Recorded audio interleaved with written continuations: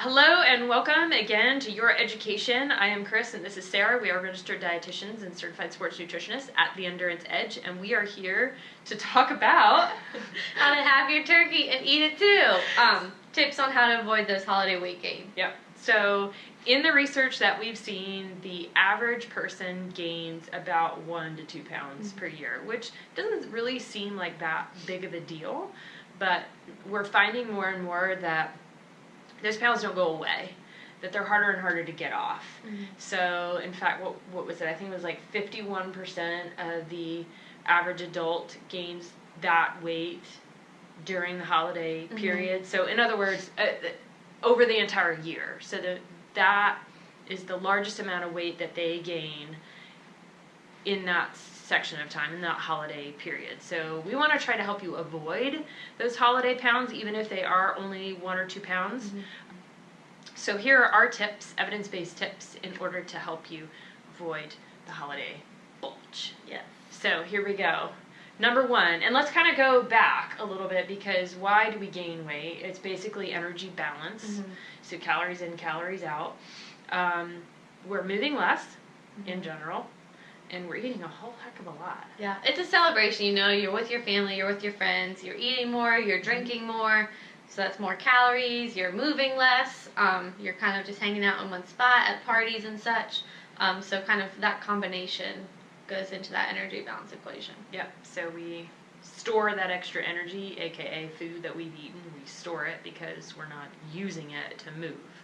So that's big picture. We're looking at ways to get you moving more and eating a little bit less, but still having your turkey and eating it too. Yes, because you still want to enjoy the holiday, but we're just going to help you kind of enjoy it and be mindful and kind of prevent that 1 to 2 pound weight gain. Yes. So I feel like let's at least start with exercise. Yes. That's, I'd like to say that's an easy one, but so move more.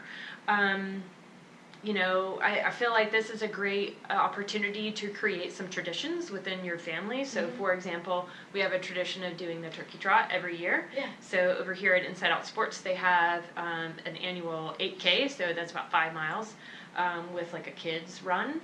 There's a new one that's down at Runology in downtown Raleigh, if you're local. There's a half marathon up in Wake Forest. I think that's like the Skinny Turkey. Yeah. Aptly named, right?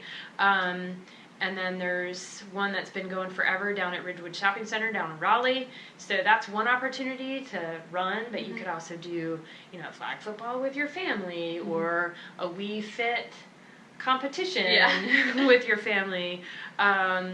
You know, walking, or, I mean, it doesn't have to be anything super complicated. Yeah, it's just, even if you go to the gym on a daily routine, just waking up and going to the gym that day, or you can get creative with it and do, like, relay races with your family, get some friendly competition, try not to kill each other, but basically just moving more instead of sitting on the couch, watching the football game, drinking your glass of wine, eating the huge bowl of mashed potatoes. Yep. So, yeah. Cool. Okay, so we knocked that one off. Yes. We checked that one off. So how... the big challenge, how do we eat less? Yes. But again, have our turkey and eat it too. Yes. So there's a couple different strategies that you can do. First is to kind of be mindful of what you're eating. And so this is just being aware. I know during the holidays, at least in my family, we spend hours and hours preparing turkey dinner, and we sit down and we're done in under 5 minutes because we all are just shoveling it into our faces. So just being mindful of kind of what you're eating, how fast you're eating. So Chris, do you want to tell us some tricks on how we can be mindful? Yes. So in terms of mindfulness, a good habit to get into is put down your fork in between. Maybe it's not every bite, but get in the habit of putting it down regularly. Gives you the opportunity to truly chew your food, because we see that good research points to good, well-chewed food helps us digest better and helps us eat a little bit less. So we definitely want to take that time to do that. There's other strategies that we can use, like using smaller plates. So it seems like you're eating the right amount, but if you've got a giant plate, you know, like Mom's beautiful china that's humongous, it's really, really hard to determine how much you've eaten. So if you can use smaller plates, that's a good tip. If you can put your fork down more often, chew your food, take sips of water. Yeah, I was gonna say sips regularly throughout the meal can help. Yep. Anything I'm missing? Just going back to the saying, you know how people always say eyes are bigger than your stomach. Our eyes are kind of deceptive, and when you have a bigger plate and you have those portions on it, they seem really small, so we want more, even though we may not be hungry for more. Right. So if you put those same portions on a smaller plate, our eyes are kind of tricked and like, wow, look at all the food that we have. Yes. So just kind of little tips and tricks that kind of trick your mind, if you will. Yes. So, and a lot of these tips actually come from this particular book, and I'll put it in the description below. So it's by Brian Wansink, who's done a ton of research up at Cornell. He's PhD up there. The book is called Mindless Eating, and he's done really great research on just that, on literally should we be in the Clean Plate Club. In fact, one of his research articles is titled that. So other things that we can do, I think like you were saying, just choosing smaller portions. You know, obviously the plate has a lot to do with that, but you can have your turkey, you can have your stuffing, you can have your pie, as much as that pains me to say, but you know, you can, but choosing smaller portions. So reducing that energy intake, reducing the calorie intake. If you eat less of it, you don't have to eat a whole pie. You don't have to eat multiple pieces of pie. You can have a much smaller slice of pie with your whipped cream, because I am not skipping the whipped cream. Yeah, if you're going to have pie, you need the whipped cream. Yes. So, so just choosing smaller slices and really taking your time, swallowing your food, being mindful of it, being thankful. That's the whole point of at least Thanksgiving. It is. Or the holiday season. Yeah, in general, right? Another tip, too, is to kind of maybe swap out some of your favorite holiday dishes for some healthier options. Now, I'm not saying lose the turkey altogether. I'm talking about... turkey's healthy. Exactly. Yeah. Turkey's lean protein. It's great. I'm talking about some of the side dishes that are traditions with Thanksgiving. So, for example, sweet potatoes. They typically come with marshmallows. Sarah, we're going to nickname you Sweet Potatoes. Yes, because anytime you think of sweet potatoes around the holidays, you think of marshmallows and brown sugar. I think that is the most disgusting way to eat a sweet potato. I totally agree. I fight with my family every year. I'm like, let's leave it off. We don't need it. They're sweet enough. Family, we love you. Yes, I still love you guys. Don't hate me. So just taking a regular big sweet potato, and I'm not saying it has to be bland. I mean, you can do different things with it. You could sprinkle some feta cheese on it. You can add some cashews. I mean, you can still play around with your food. It's just, we don't need to add marshmallows or brown sugar to a beautiful sweet potato. That's perfectly healthy. Yes. And harmless. Exactly. In and of itself. And delicious. And sweet. There's a reason why they call it sweet potatoes. Yeah, so you can lighten up some of your dishes. That is another trick. So you can still enjoy those favorite holiday kind of treats, if you will, but just kind of setting yourself up for success. So let's think about some specific dishes that we could potentially lighten up without going into a lot of like fakey foods, artificial foods. Like if you're gonna have whipped cream, have whipped cream instead of, you know, the fake stuff that comes in a tub that, you know, suddenly you feel the obligation to eat all of it. Yeah, which is gross. So green bean casserole. I know a lot of people use like the green bean casserole recipe on the back of the Campbell's soup can. It's kind of like higher in fat. So another option would be to just... what's wrong with green beans? I know, like why can't we just use food in its natural habitat? Yeah, right. Its natural state. Chris was telling about a recipe that her family did the other day with like green beans and feta and hazelnuts. Hazelnuts, it was amazing. Yeah. And like a little bit of olive oil and roasted. It was really good. So you still have fat, but it's more of that healthier fat, better options. Still enjoying the green beans. Still a holiday dish. Just some little tweaks in there. Mashed potatoes, I feel like that's kind of a tough one. You know, yes, they're delicious when they're made with butter and cheese and cream. Yeah.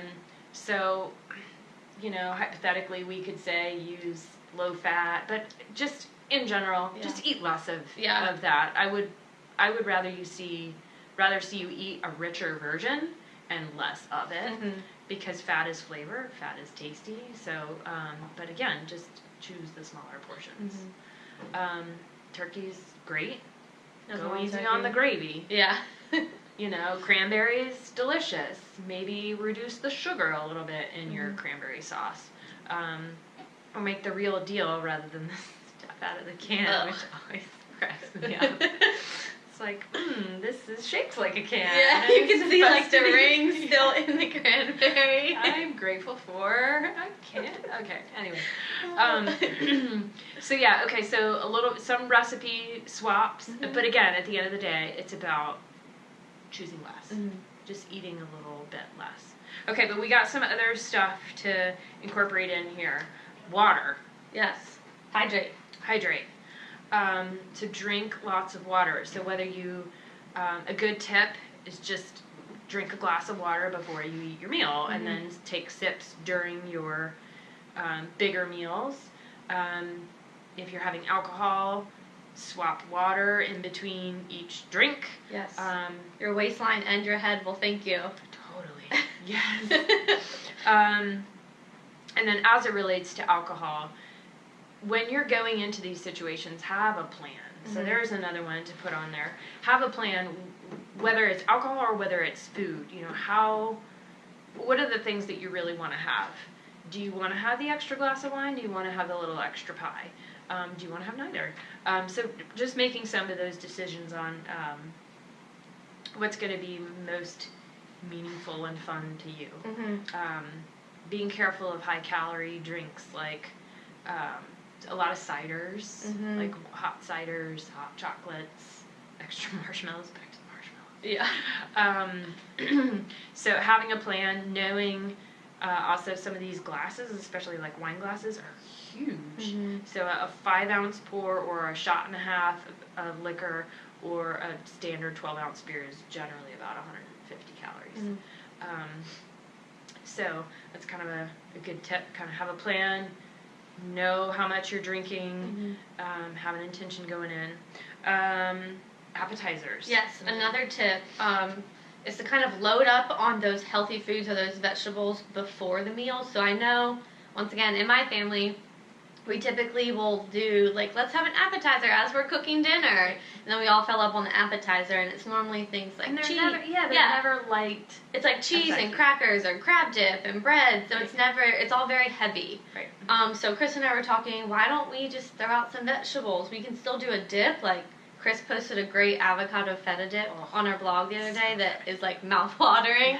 So you could do that with some vegetables, and that way you're loading up ahead of time with things like vegetables and healthy fats, and then you go into your meal a little satisfied so that you, once again, will eat less during the meal. Right, yes. So good tips there, maybe fewer crackers and bread, more vegetables like peppers and cucumbers and cherry tomatoes, and sadly a lot of those things are out of season, but they're easily obtained. Okay, so we got our appetizers, we got our plan. Oftentimes when you're going into these situations, you have to bring a dish, or you're asked to bring a dish. So there's your opportunity to really make something. Yeah, provide a healthy option so you know going in that there will be something there. Right. Makes me think of, some sort of a vegetable platter or plate. Mushrooms, or again, we talked about the green beans already. Brussels sprouts. Shaved Brussels sprout salad. Yeah, or you could do any type of salad. Absolutely. Really, yeah. Yeah. Okay, and then just kind of like with the appetizers, again, being prepared, having a plan, maybe having a little bit of something to eat before you go. That way you're not sitting down to the dinner table starving. Because then your eyes will definitely be bigger than your stomach, and you'll make poor choices that way. Even if you're not going to a dinner party per se, you're just going to like hang out with friends, socialize, enjoy the holidays. Typically, a lot of times when we go to people's houses, they have food out, and you're drinking, and you catch yourself just taking a cracker there and taking a cracker here, or you don't catch yourself, or you don't even realize it until too late. So if you have kind of like a snack or a meal beforehand, you won't be as hungry and hopefully not as tempted to kind of snack around. Chris has some good tips on, though, if you are snacking around, how to be mindful of how much you're kind of eating. Right. So we are always going to underestimate how much we've eaten when we've eaten things like appetizers or just, sneaking bites here and there. We're always going to underestimate those. So a good way to actually have a visual cue as to how much you're eating is to take those foods and actually put it on a plate. So whether you're at a buffet or whether you're at your Thanksgiving dinner or whether you're at a party or whatever the case may be, put no more than 2 to 3 foods on a plate. Survey your buffet first if it's, in the case of something like a party. But same thing with Thanksgiving, survey all your options. Try to choose your healthiest ones first. And again, put no more than 2 to 3, and then get the heck out of Dodge. Out of sight, out of mind. Yes. So we were just talking about a candy dish study that that Dr. Wansink had done, and that people, the closer the candy dish is to them, the more they're going to eat, and the less they're going to think they ate. Also, the more they saw it, like if it was in a glass bowl versus a colored covered dish, the more they ate, the more they were aware that it was there. Yep. So, again, out of sight, out of mind, for sure. Exactly. Because a lot of people think, well, I'm not strong enough. Well, willpower is just like a muscle. At some point, it will fatigue. So, and it's just there. Yeah. Whether you're even tasting your food or not. Okay, so I think we've pretty much covered everything. All of it, Yeah. Okay, so let's do a quick summary. How to have your turkey and eat it too. Yes. So start off, be mindful. Just kind of watch what you're eating, enjoy your food, but just be aware of how much you're taking in. Move. Yes, move more. Always a good one. Yep, absolutely. Another one is smaller portions, so still enjoy those mashed potatoes, but maybe do 1 spoonful instead of your normal 5. Right. Yep. Again, have a plan going in. What else are we? Watching out for those appetizers and how much we're snacking, utilizing some of the tips that we've talked about, smaller plates, moving out of the kitchen. Yep. Yeah. And hopefully you will be slim by mistake. well, hopefully not by mistake, by intention. Yeah. That you're moving more, you're eating less, and avoiding those couple extra pounds that will creep on. If you have any questions, please leave us a comment. Like the video. If you enjoyed some of the content here, be sure to subscribe to our channel as well. You can get in touch with us through other social media routes as well. Also, if you have your own tip or trick on how you kind of avoid some of the holiday temptations, let us know. We'd love to hear. Recipe swaps. Yes, we'd love to hear and share those with kind of the rest of our followers. So, yep, give us a shout out. Have a great holiday season, and thanks for watching.